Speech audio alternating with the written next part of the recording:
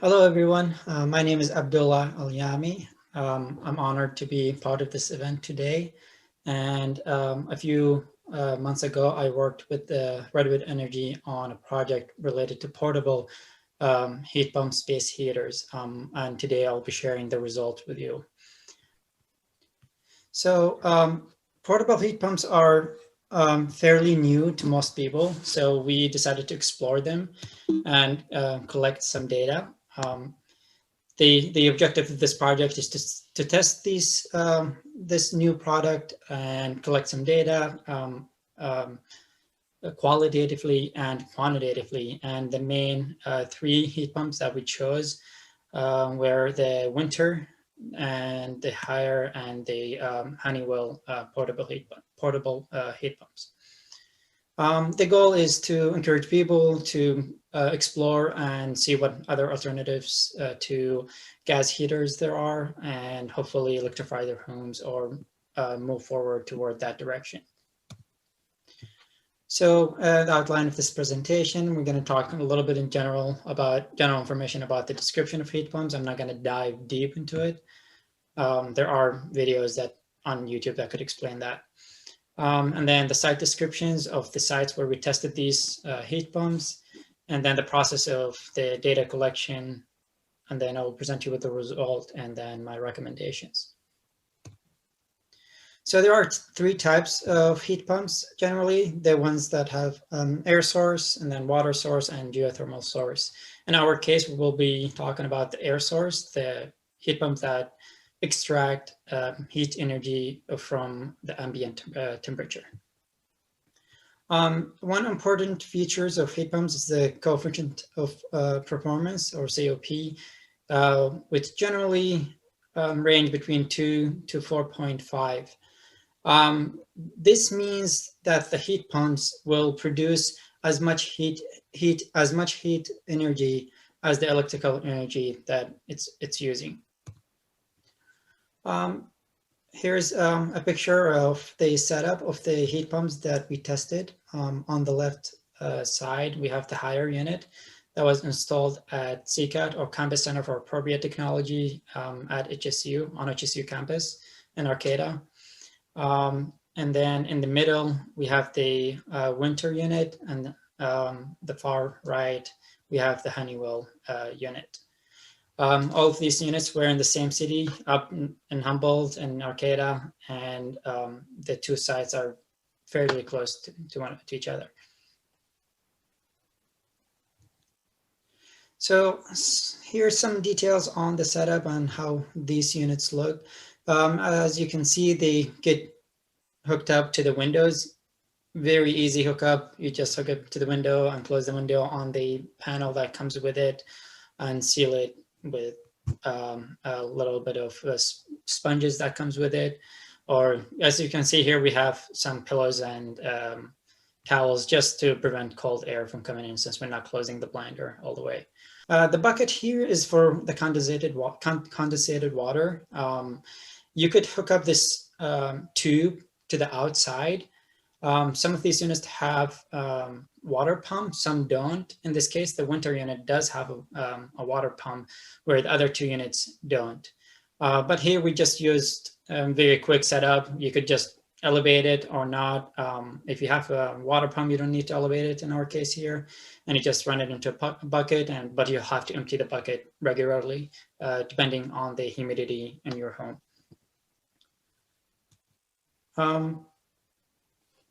Here's the Haier unit, which has two exhaust system or two hoses. We only hooked up one because we're interested in the heating aspect.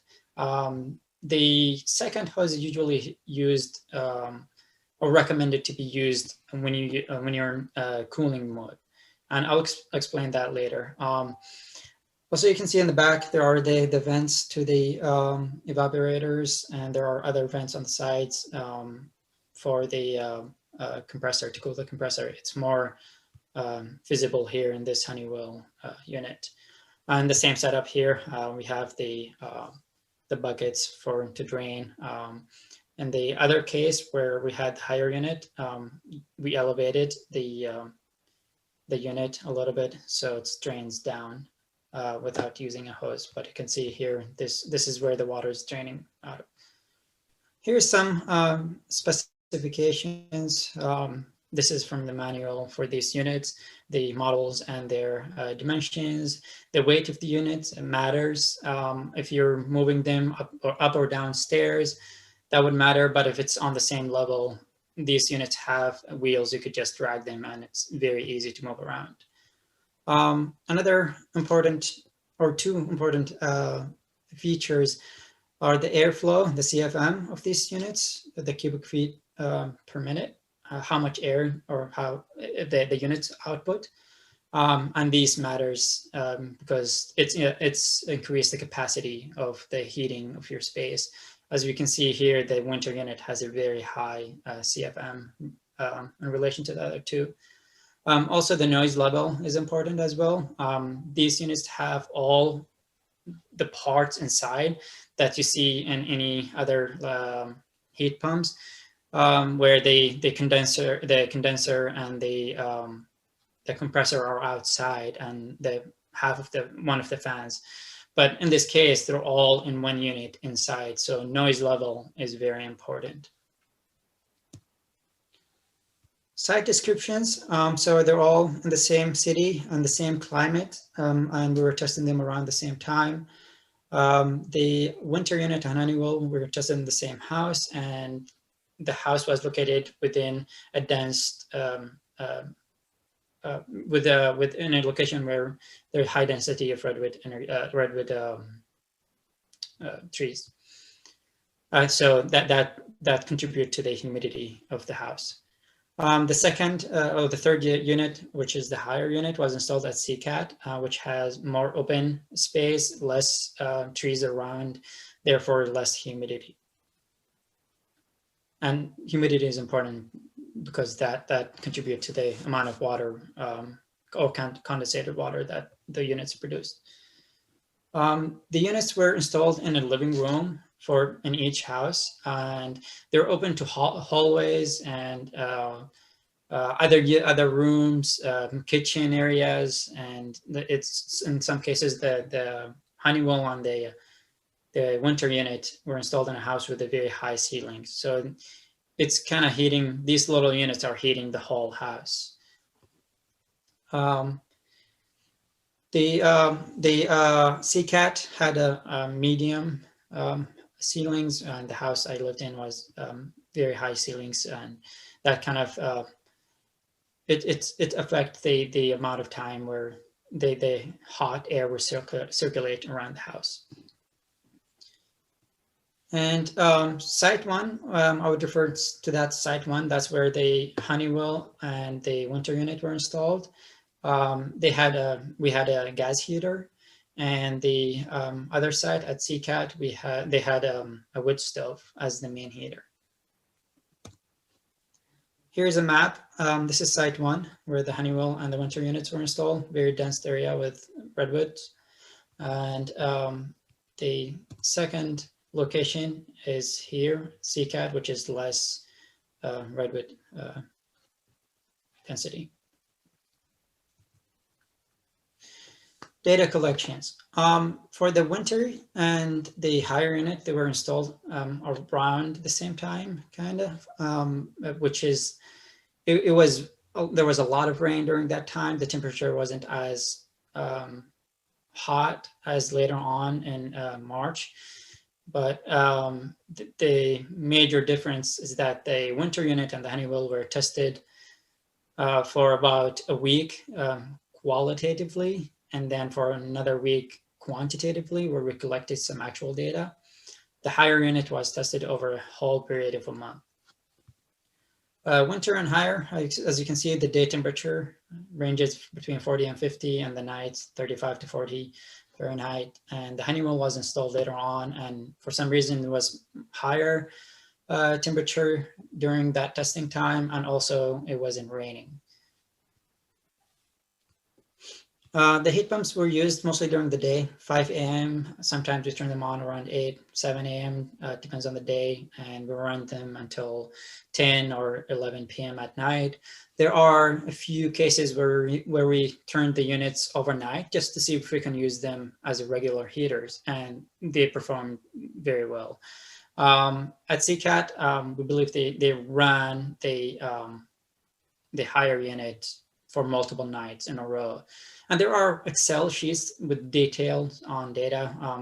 I know Sean would be happy to share those information with you. There was a meter that was connected to the wall and to the units that allowed us to measure and record the voltages, current, power, and the cumulative energy, kilowatt hour, which is the most important one that's we use to compare the 3 units. The data collected over random intervals, but generally in the morning, at noon, and then at night at different time. It wasn't a very consistent or same time for all units. And then also, I also collected some qualitative data based on my observation on what I saw.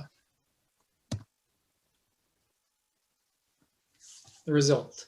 So I provided here an average hourly use, energy use for each unit. So you can see it's very low. However, the winter unit is in the lead.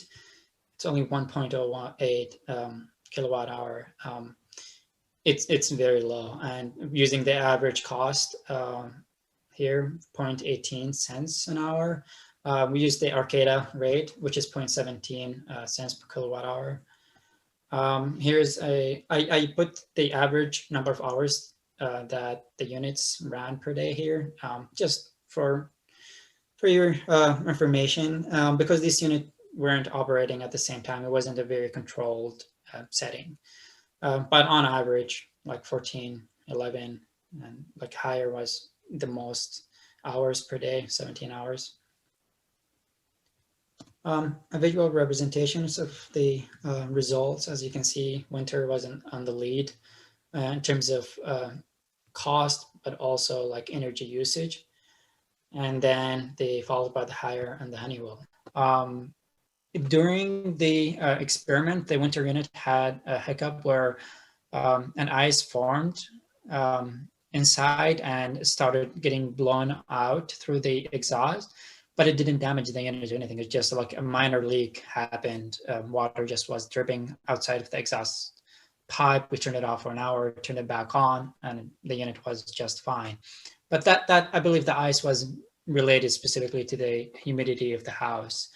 However, the temperature limits is strictly due to the refrigerant lines. It cannot go below 45 Fahrenheit degree, or the unit cannot operate. And I believe that would go for the other 2 units as well.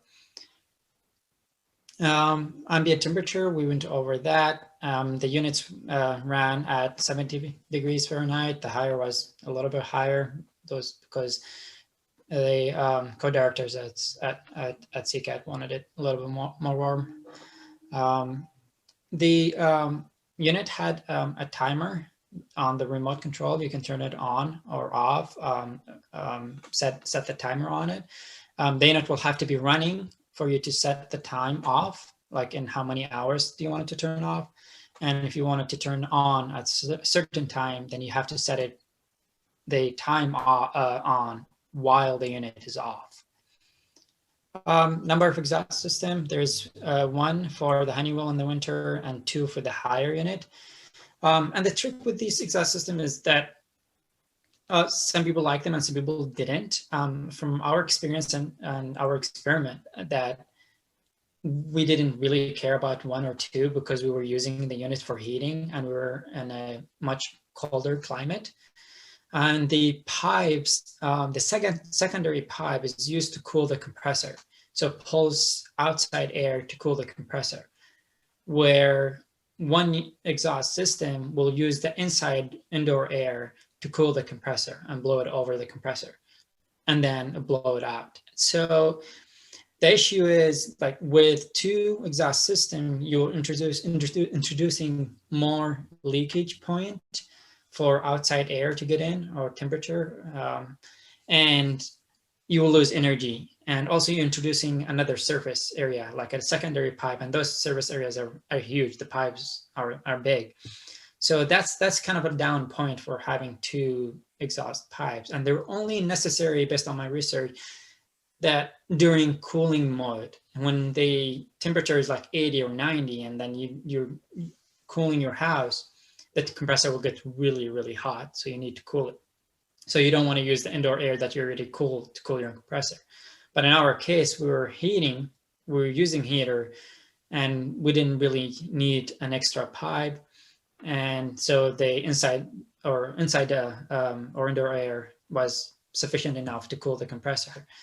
A downside with having only one exhaust system is that the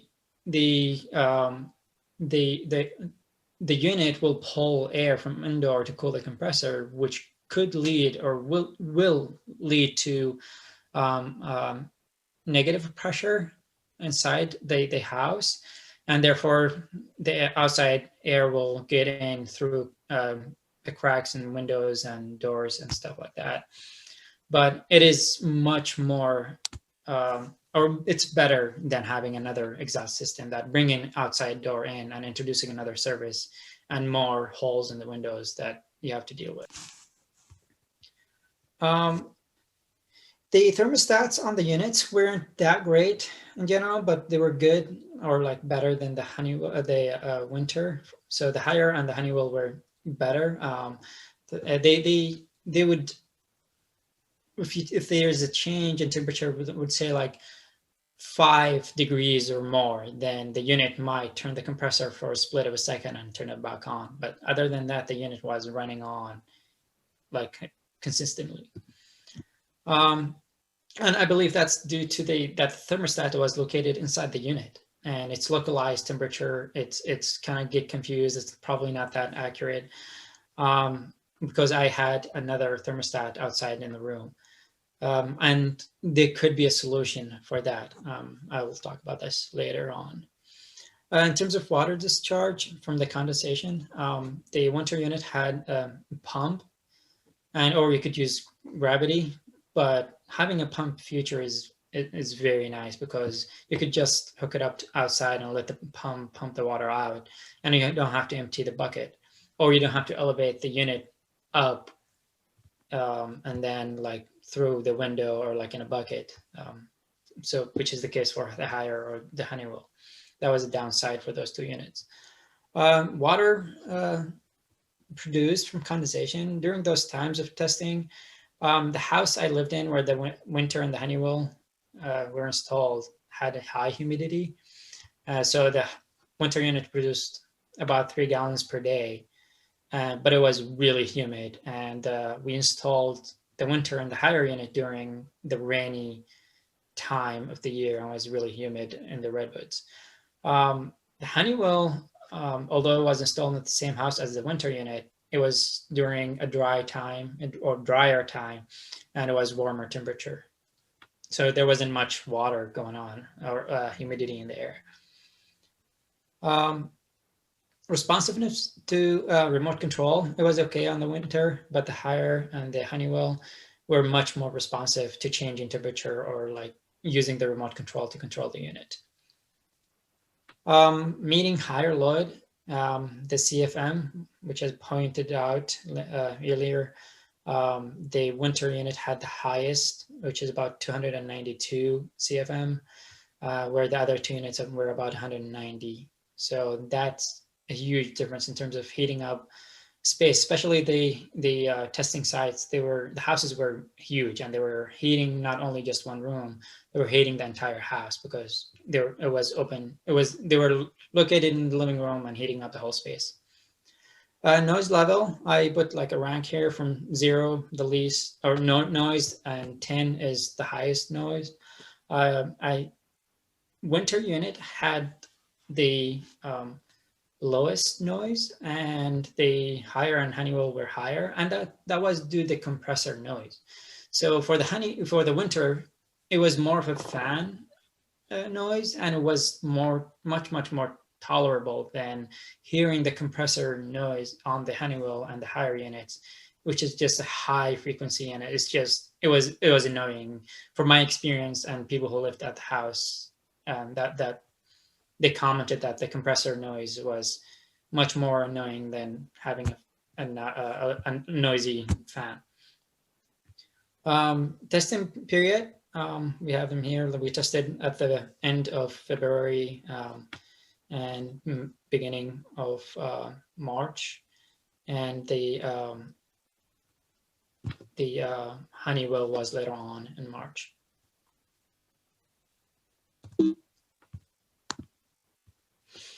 So I created these tables to help guide us toward our recommendation or final solutions.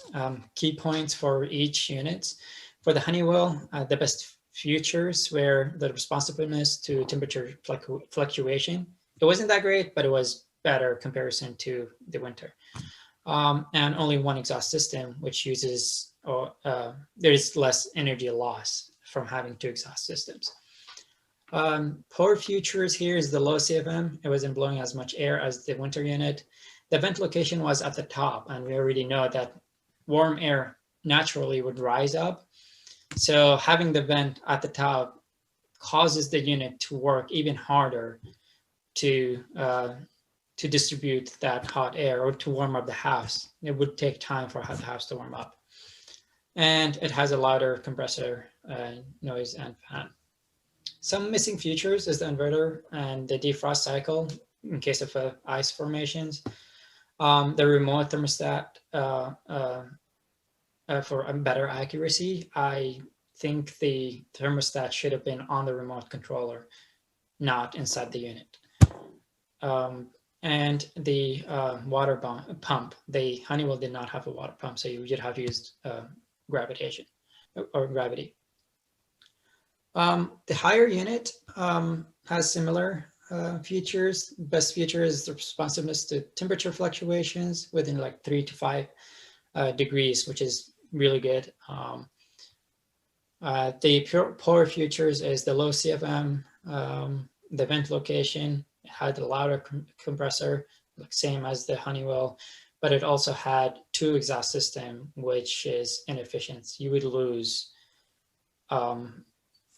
a lot of energy. And I actually touched those exhaust system as they blow air in outside because the units blow the air over the evaporator, and then the cold air leaves outside. It sucks the cold air outside from the condensers. And when I touched those pipes or exhaust systems, they were freezingly cold, and we had to put towels over them to make it more efficient. Missing features, same thing, defrost and inverter, remote thermostat or for better accuracy, and it does not have a water pump. As of the winter unit, you can already tell there's so many good features for the winter. A large or high CFM. It heated up the house. It was incredibly amazing how much heat it produced. It was significantly quieter compressor than the other 2 units. Could be just because of the fan noise like kind of covered that, but we did not really hear it. It was much more comfortable on the ear than the other 2 units. I know some people would get used to it and you could sleep, but we put it in the living room, so nobody's really sleeping there.